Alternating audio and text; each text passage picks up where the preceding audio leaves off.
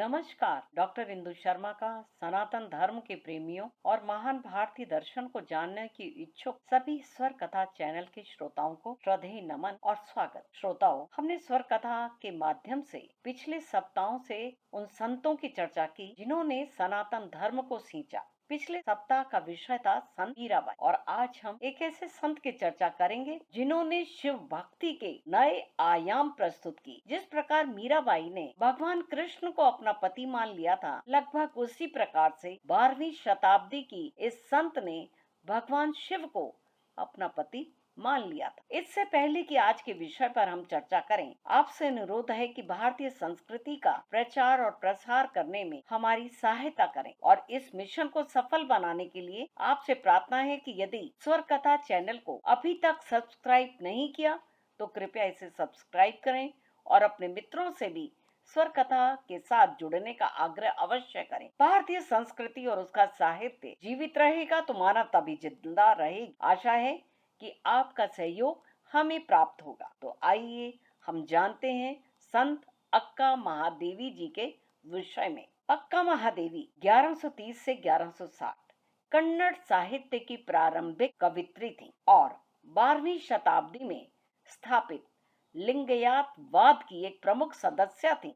उन्हें कन्नड़ साहित्य और कर्नाटक के इतिहास में एक प्रमुख महिला व्यक्ति माना जाता है। ये भगवान शिव को चेन्ना मल्लिका अर्जुन अर्थात सुंदर चमेली के फूल के समान श्वेत सुंदर प्रभु कहकर संबोधित करती थी। वे भगवान शिव को अपना पति मानती थी।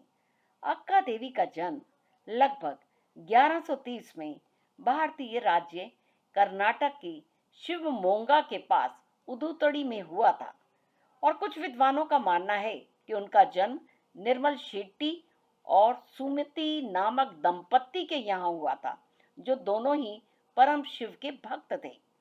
भक्त माता पिता की पुत्री होने के कारण उन्हें 7 वर्ष की आयु में भक्ति की दीक्षा मिल गई थी। 16 वर्ष की आयु तक वे लगभग एक संत बन चुकी थी, लेकिन जब राजा कौशिक की दृष्टि उन पर पड़ी तो उन्हें उनसे विवाह करने के लिए बाध्य किया गया। कौशिक ने महादेवी के इस कथन की चुनौती दी कि केवल शिव की हैं। जब राजा ने यह बताया कि उनके पास जो भी कुछ है वह सब उनका है, तो उन्होंने अपने वस्त्रों सहित सब कुछ त्याग दिया और महल छोड़कर चली गईं। अगले ही क्षण लंबी लटों ने उनके नग्न शरीर को ढक लिया। भगवान परम शिव के निवास श्री शैलम की यात्रा करने के लिए उन्होंने महल छोड़ दिया। रास्ते में उन्होंने कल्याण नगर का दौरा किया, जहां उनकी मुलाकात लिंगायत आंदोलन के 2 अन्य कवियों और प्रमुख हस्तियों अल्लामा और बसव से हुई और ऐसा माना जाता है कि अपने जीवन के अंतिम समय उन्होंने श्री शैल पर्वत की यात्रा की, जहां वे एक तपस्विनी के रूप में रहीं और अंततः उनकी मृत्यु हो गई। अक्का महादेवी से संबंधित एक वचन से पता चलता है कि उनके जीवन के अंतिम समय में राजा कौशिक ने उनसे वहां भेंट की और उनसे क्षमा याचना भी की। इन्होंने अपने द्वारा रचित अनेक कविताओं में भगवान शिव का सजीव चित्रण किया है। यह प्रभु की सगुण भक्ति करती थी। भक्ति भाव के 4 प्रकार दास्य, सखा, वात्सल्य और माधुर्य भाव में महादेवी जी की अपने इष्ट के प्रति माधुर्य भक्ति थी। अक्का की आत्मज्ञान की खोज सरल भाषा में लेकिन बौद्धिक कठोरता से भरी कविताओं में दर्ज है। उनकी कविताएं ईश्वर के उस प्रेम के पक्ष में नश्वर प्रेम के त्याग की खोज करती हैं।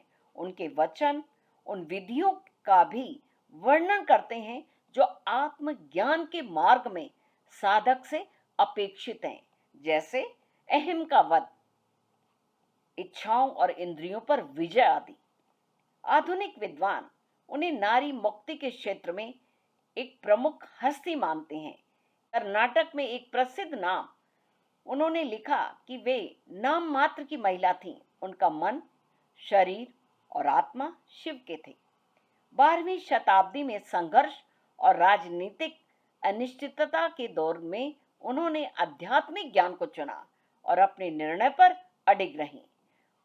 कल्याण में अनुभव मंतप्पा जैसे विद्वानों के सम्मेलन में दर्शन और ज्ञान पर शास्त्रार्थ करने के लिए भी भाग लिया। अपनी आत्मीय साथी भगवान शिव की खोज में उन्होंने पारिवारिक जीवन और सांसारिक मोह को त्याग कर पशुओं, फूलों और पक्षियों को ही केवल अपना मित्र और साथी बना लिया। अक्का शब्द का अर्थ है बड़ी बहन या माँ। बसवन्ना, सिद्धराम और अल्लाम प्रभु जैसे संतों द्वारा उन्हें अनुभव मंतप्पा में आयोजित आध्यात्मिक चर्चाओं में उनके उच्च स्थान के संकेत के रूप में दिया गया एक सम्मानजनक शब्द था। तो आज बस केवल इतना ही। अगले एपिसोड में कुछ ऐसे संतों के विषय में चर्चा करेंगे जिन्होंने भारतीय मानस पर अपने विचारों से अमिट छाप छोड़ी है। तब तक के लिए मुझे आज्ञा दीजिए।